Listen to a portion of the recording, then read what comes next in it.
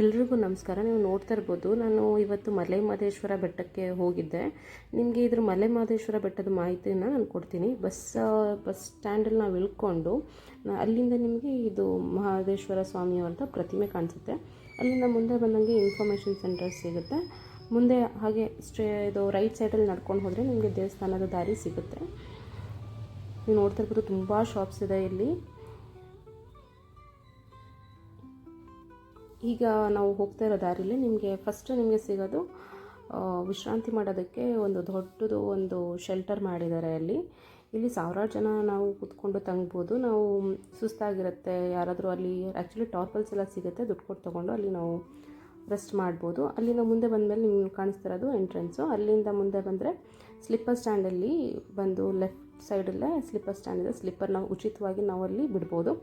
ಅಲ್ಲಿಂದ ಮುಂದೆ ಬಂದರೆ ನಮಗೆ ಫ್ರಂಟ್ ಎಂಟ್ರೆನ್ಸ್ ಕಾಣಿಸುತ್ತೆ. ಬಟ್ ನಾವು ಫ್ರಂಟಲ್ಲಿ ಹೋಗೋಕ್ಕಾಗಲ್ಲ. ರೈಟ್ ಸೈಡಲ್ಲಿ ಮತ್ತೆ ಮುಂದೆ ಒಂಚೂರು ಹೋಗಿ ನಾವು ದೇವ್ರ ದರ್ಶನಕ್ಕೆ ನಾವು ಮುಂದೆ ಹೋಗಬೇಕಾಗುತ್ತೆ. ನೀವು ನೋಡ್ತಿರ್ಬೋದು, ಹೋಗೋದರಲ್ಲಿ ನಾವು ಹೋಗುವಾಗ ಆ್ಯಕ್ಚುಲಿ 3-4 ತೇರುಗಳು ನಮಗೆ ಕಾಣಿಸ್ತು. ಎಲ್ಲರೂ ಹೆಂಗಸರು ಗಂಡಸರು ಎಲ್ಲ ಅದನ್ನು ತಳ್ತಾಯಿದ್ರು. ಇದು ನಾವು ದೇವಸ್ಥಾನದ ಒಳಗೆ ಹೋಗೋಕ್ಕೆ ದಾರಿ ಈ ಥರ ಮಾಡಿದ್ದಾರೆ.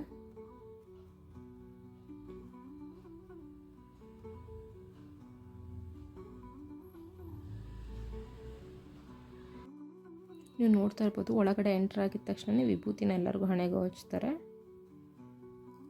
ಇಲ್ಲಿ ಒಳಗಡೆ ದೇವ್ರ ದರ್ಶನ ಮಾಡಿಕೊಂಡು ನಾವು ಮೇಲ್ಗಡೆ ಬಂದ್ವಿ. ಈಗ ನೀವು ನೋಡ್ತಿರೋದು ದೇವಸ್ಥಾನದ ಒಳಗಡೆ ಸುತ್ತ ಹೇಗಿದೆ ಅಂತ. ಒಳಗಡೆ ದರ್ಶನಕ್ಕೆ ಎಲ್ಲರಿಗೂ ಬಿಡ್ತಾರೆ, ಬಟ್ ಸುತ್ತ ನಮಗೆ ಬಿಡಲಿಲ್ಲ ನಾವು ಹೋದಾಗ. ಯಾಕೆ ಅಂತ ಗೊತ್ತಿಲ್ಲ.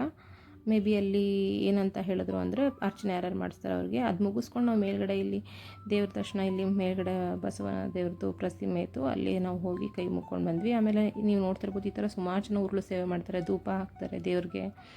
ಆಮೇಲೆ ಅಲ್ಲಿಂದ ಬಂದಮೇಲೆ ಮತ್ತೆ ಗಣೇಶ ದೇವ್ರದ್ದು ದರ್ಶನ ಮಾಡಿ ನಂತರ ಪ್ರಸಾದ ಸಿಗುತ್ತೆ. ಅಲ್ಲೇ ದಾಸೋಹ ಭವನ ಕೂಡ ಇದೆ. ನಾವು ನಮಗೆ ಬೆಳಗ್ಗೆ ಪಲಾವ್ ಅಥವಾ ಗೊಜ್ಜನ್ನನೋ ಏನೋ ಒಂದು ಕೊಟ್ಟಿದ್ರು, ಸರಿಯಾಗಿ ಗೊತ್ತಿಲ್ಲ. ಅಲ್ಲಿ ತಿಂಡಿ ಮುಗಿಸಿ ಮುಂದೆ ಬಂದ್ವಿ. ಒಂದು ವಿಷಯ ನನಗೆ ಏನು ತುಂಬ ಖುಷಿ ಆಯಿತು ಅಂದರೆ, ತುಂಬ ಜನಕ್ಕೆ ದೇವಸ್ಥಾನದಲ್ಲಿ ಅಂದರೆ ಬೆಟ್ಟದ ಮೇಲೆ ತುಂಬ ಜನಕ್ಕೆ ಬಿಸ್ನೆಸ್ ಮಾಡೋದಕ್ಕೆ ಅಂದರೆ ಅವ್ರಿಗೂ ಒಂದು ಜೀವನ ಆಗುತ್ತೆ ಅಲ್ವ, ತುಂಬ ಶಾಪ್ ಮಾಡ್ಕೊಳ್ಳೋದಕ್ಕೆ ಜಾಗ ಕೊಟ್ಟಿದ್ದಾರೆ ದೇವಸ್ಥಾನದವರು. ಮಲೆ ಮಹದೇಶ್ವರ ಬೆಟ್ಟದಲ್ಲಿ ನಿಮಗೆ ಇಂಥ ಫೆಸಿಲಿಟಿ ಇಲ್ಲ ಅಂತ ಹೇಳೋಂಗಿಲ್ಲ. ಮುಡಿ ಮನೆ ಇದೆ, ಸ್ನಾನ ಮಾಡೋದಕ್ಕೂ ಜಾಗ ಕೊಟ್ಟಿದ್ದಾರೆ, ಹಾಗೂ ವಾಶ್ರೂಮ್ಸ್ ಕೂಡ ತುಂಬ ಇದೆ. ಸ್ಲಿಪ್ಪರ್ ಸ್ಟ್ಯಾಂಡ್ ಇದೆ. ನೀವು ನೋಡ್ತಿರ್ಬೋದು, ಇಲ್ಲಿ ಎಲ್ಲ ಸ್ನಾನ ಮಾಡ್ತಾರೆ. ಇದು ಅಂತರ್ಗಂಗೆ ದೇವಸ್ಥಾನ ಕೂಡ ಇಲ್ಲಿದೆ. ಇಲ್ಲಿ ನಿಮಗೆ ಎಲ್ಲ ಕಡೆ ದೇವಸ್ಥಾನದ ಎಲ್ಲ ಕಡೆ ನಿಮಗೆ ತಾಯ್ತ ದಾರ ಪ್ರತಿಯೊಂದು ಸಿಗುತ್ತೆ.